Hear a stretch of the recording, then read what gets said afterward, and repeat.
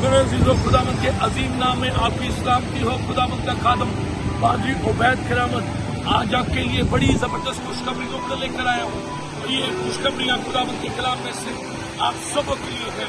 आप जो मसाइल में हैं, आप जो तकलीफों में हैं, आप जो परेशानियों में हैं, मेरे अजीज़ों, खुदावंद आपको फतह बख्शना चाहता है। एक बड़ी मशहूर हवाले में से 5 खुशखबरियां आपको देना चाहता हूं। उनमें से किसी भी एक खुशखबरी को ले लीजिए। ये खुशखबरियां आपके पास है। आप खुदावंद के कलाम में से अपने तमाम मसाइल में, तमाम मुसीबतों में खुदावंद से बड़ी फतवात को हासिल कर सकते हैं।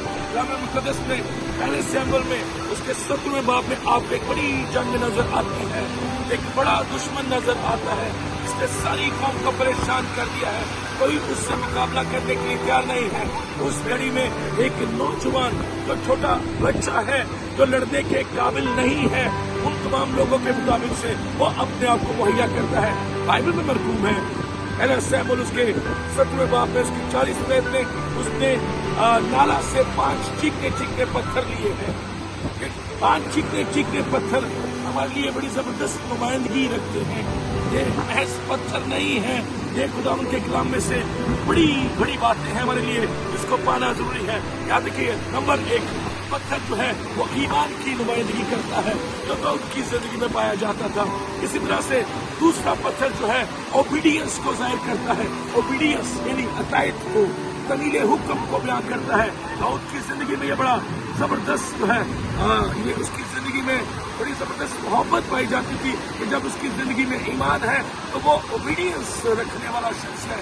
इसी के साथ ही तीसरा पत्थर भी है जो इस बड़ी एक बात की नुमाइंदगी करता है, और वो नुमाइंदगी है खिदमत की।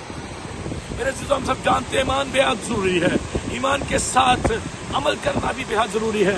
अमल के बाद जो खास काम करना होगा वो खिदमत है, जो दाऊद की जिंदगी में पाई जाती है, जहाँ पर कोई जाने के लिए तैयार नहीं है। जब उसके बाप ने उसे हुक्म दिया है तो उसके हुक्म के मुताबिक से चला है।